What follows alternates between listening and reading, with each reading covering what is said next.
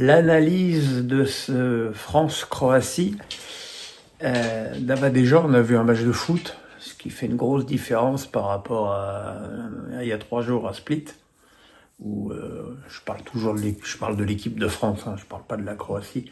Mais voilà, ce soir l'équipe de France a montré qu'elle savait encore attaquer et jouer au foot. Évidemment, les choix tactiques de Didier Deschamps n'y sont pas étrangers, parce qu'évidemment, enlever un milieu travailleur pour mettre un élément offensif en plus, ça change tout. Et voilà, ça a donné un match où la fatigue croate a quand même joué beaucoup. En première période, les Croates défendaient bien, en faisant même parfois quelques fautes assez sévères, mais ils ne concédaient pas beaucoup d'occasions. La seule vraie occasion de la première période, c'est le duel perdu par Barcola, bien servi par Olise.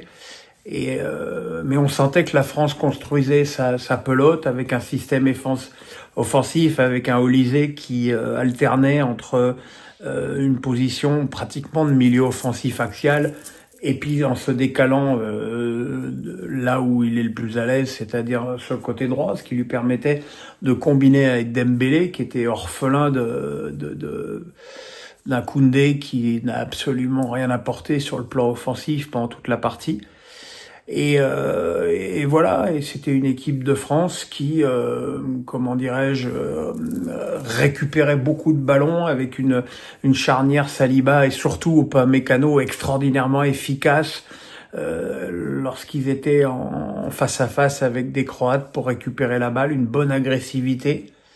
Malheureusement, en première période, les 2 latéraux français ne participaient pas assez au jeu, même Théo Hernandez. Et puis, comme je l'ai dit dans mes notes, je trouve que, en tout cas pendant la première heure de jeu, Tchouaméni jouait beaucoup trop bas et beaucoup trop prudemment, et j'ai de loin préféré ce qu'il a montré en prolongation. Et c'était en deuxième période, évidemment, le coup franc d'Olise a commencé à débloquer la situation avant qu'Olise, bien servi par Mbappé, ne serve Dembélé en retrait pour le deuxième but français. Et en prolongation, Livakovic a un peu écœuré les attaquants français, les deux belles frappes de loin de Désiré Doué, les 3 occasions de Mbappé où il est vraiment brillant à chaque fois. La première, il réduit parfaitement son angle. La deuxième aussi, et la troisième où il va mettre la main sur une volée de Mbappé qui ressemblait beaucoup à celle de sa finale de la Coupe du Monde. Mais voilà, il est évident qu'à la fin du temps réglementaire, on avait vu une équipe de France motivée, ce qui n'était pas le cas du match aller, en communion avec son public, ce qui était quand même pas non plus scellé dans le marbre. On savait pas comment le public allait accueillir les Bleus après un Euro terne. Ça faisait longtemps qu'ils n'avaient pas joué au Stade de France. Comment Mbappé allait être accueilli après ces 6 mois sans sélection. Voilà.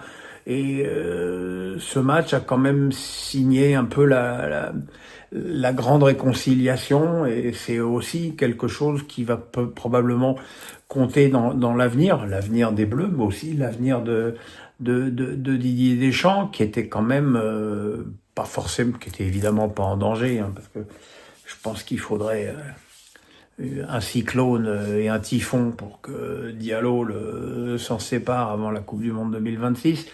Mais bon, il est évident qu'après le match aller, l'étoile Deschamps avait bien pâli, et que ce soir, avec cette qualification, elle revient, elle brille un peu à nouveau. Voilà, maintenant c'est ce qu'il faut, c'est bâtir l'avenir. On le sait, cette équipe de France, elle a besoin d'un joueur offensif qui donne des ballons. On l'a eu ce soir avec Olise, hein, qui donne un ballon de but à Barcola, qui donne le but à Dembélé. Voilà. On a vu Désiré Doué qui a fait une rentrée pleine de culot et une équipe de France qui va être mise à l'épreuve hein, par l'Espagne, qui est évidemment la meilleure équipe d'Europe, pour pas dire la meilleure équipe du monde en ce moment. Et voilà, ça fera quand même un match intéressant de haut niveau où là, il y aura à mon avis pas de problème de motivation. Euh, C'était quand même, je pense, un match solide et on a vu du talent. Alors est-ce que du coup, Cherki, qui a été très brillant avec les espoirs, avec 2 buts et une passe décisive, aura sa chance dans le prochain rassemblement? Je ne le sais pas. À Clio, je ne le sais pas. Je suis pas certain que Deschamps va tenter beaucoup de nouveautés pour une demi-finale dans une compétition. Donc voilà. Désiré Doué, lui, a saisi sa chance. Michael Olise, qui avait été faible dans ses premières apparitions sous le maillot tricolore, a cette fois-ci été vraiment très bon. Et voilà, et ça fait la différence.